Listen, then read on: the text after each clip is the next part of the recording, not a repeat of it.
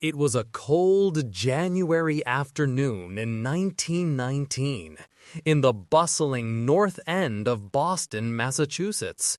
The streets were filled with people going about their daily lives. Children ran along the sidewalks, laughter echoing between the rows of brick buildings. Street vendors called out their goods, selling fresh bread, fruits, and newspapers. Horse-drawn carts clattered along the cobblestone streets, and the air smelled faintly of coal smoke and cooking food. Among the people moving through the streets was Daniel Thompson, a young worker at the Purity Distilling Company. Daniel had grown up in Boston, and he knew the neighborhood well. He had worked at the distillery for only a few months, but he had quickly learned the rhythms of the factory. The smell of fermenting molasses was constant in the air, a thick sweetness that clung to his clothes even after a long shift. The machinery inside the factory never stopped, and the hum of activity created a strange sense of comfort for Daniel. He liked the predictability of the factory, even if it could sometimes be dangerous. That afternoon, Daniel was on his way to the factory when he passed the enormous molasses tank that loomed over Commercial Street. The tank was a massive structure, over 50 feet tall and 90 feet in diameter. It held nearly 2.3 million gallons of molasses, enough to supply the company's production for months. Daniel had noticed small signs of trouble for weeks. Strange groaning noises sometimes came from the metal walls, and leaks appeared along the seams. Supervisors often ignored these warnings, insisting that the tank was perfectly safe. But Daniel could not shake the uneasy feeling that something was wrong. As he walked closer to the tank that day, he saw a thin trickle of molasses slowly oozing down the side. The metal appeared to bulge slightly, as if under pressure. Daniel frowned, sensing danger. He wanted to warn someone, but before he could, a terrifying sound filled the air. A deep, rolling groan that made the ground vibrate beneath his feet. Suddenly, the tank exploded. The force was unimaginable. A massive wave of molasses surged out, faster than any human could run. Daniel felt himself nearly swept off his feet by the sticky, brown torrent. People screamed and ran in every direction. Horses whinnied and bolted, carts overturned, and buildings shook as the syrupy wave crashed through the streets. Daniel struggled to maintain his balance, his clothes and hair quickly coated in the thick molasses. The flood moved relentlessly. It carried everything in its path: people, horses, carts, fences, and even small street lamps. Daniel's heart pounded. He could see his co-workers being swept away, their faces twisted in fear. Some struggled to climb onto higher ground. Others were stuck fast in the sticky substance. Daniel knew that if he didn't act quickly, he might be trapped too. Despite his fear, Daniel did not run blindly. He grabbed a nearby lamppost and pulled himself out of the main flow of molasses. Gasping for breath, he looked around. The streets were unrecognizable.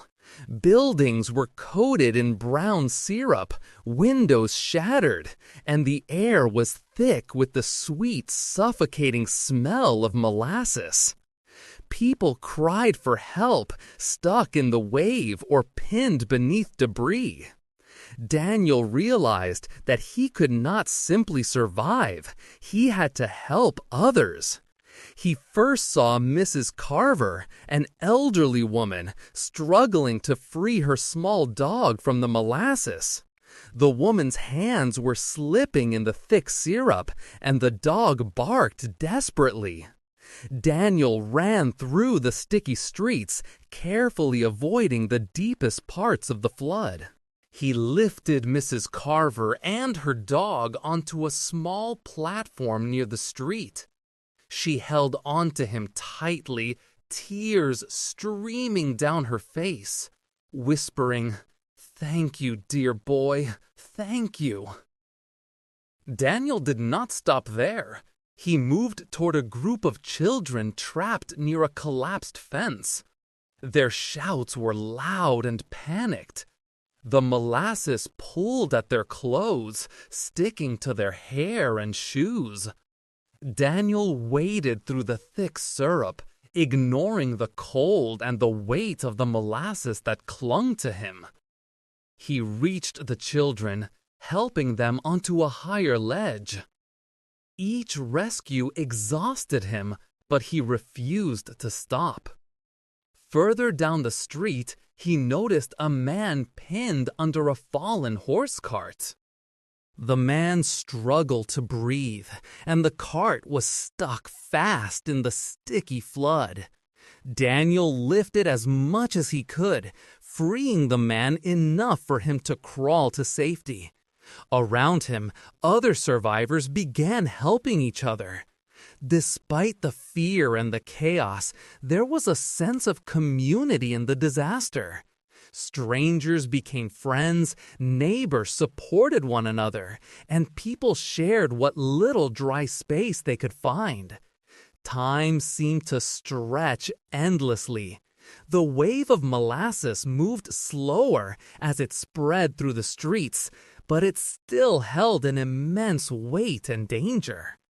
Daniel continued to assist anyone he could reach. He rescued a boy who had been trapped under a wooden crate and guided a young woman to a safer building. His arms ached, his clothes were completely soaked in molasses, and his lungs burned from the cold air, but he kept moving. By late afternoon, the flood had begun to slow. The streets were thickly coated in sticky syrup, making movement slow and difficult. Horses were trapped in the molasses, carts were overturned, and buildings were damaged. The smell of molasses was overpowering, filling every street and alley. Emergency responders and neighbors worked together to pull people from the sticky streets. Doctors treated minor injuries and helped the more seriously hurt. The city was in shock, trying to comprehend what had just happened. Investigations later revealed that the molasses tank had been poorly constructed. The steel walls were too thin, and the seams had not been properly tested. Pressure had built up over time until it finally gave way, sending the massive wave of molasses rushing through the north end. The disaster claimed the lives of 21 people and injured over 150. Horses and carts were lost, businesses suffered damage, and the streets of Boston would never be the same. Daniel Thompson's bravery became known throughout the city. Newspapers praised his courage and selflessness, calling him a hero. But Daniel never sought recognition. For him, the most important thing was that he had saved lives. He continued to live in Boston, always remembering the flood and the people he had helped. Each year, he thought about the day when molasses covered the streets and how ordinary people had become extraordinary in the face of danger. The Great Molasses Flood remained one of Boston's most unusual and tragic events. It was a story told again and again, a warning about the dangers of neglect and the power of nature, or in this case, a man-made disaster. And in every telling, Daniel Thompson's courage was remembered. A young man who, despite fear and exhaustion, ran toward danger to save others. Years later, when Daniel walked the streets of the North End, he sometimes paused near the site of the old molasses tank. The streets were clean now, the buildings repaired, and life had returned to normal. Yet, he could still remember the terrifying sight of the molasses wave, the screams, and the sticky weight of the syrup. He had learned that courage was not about the absence of fear. It was about taking action when others needed you most. Daniel often told this story to his children and grandchildren. He wanted them to understand that heroes are not always soldiers or famous people.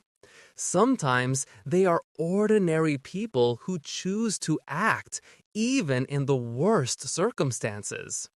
And so, the story of the Great Molasses Flood lived on, a reminder of both tragedy and bravery.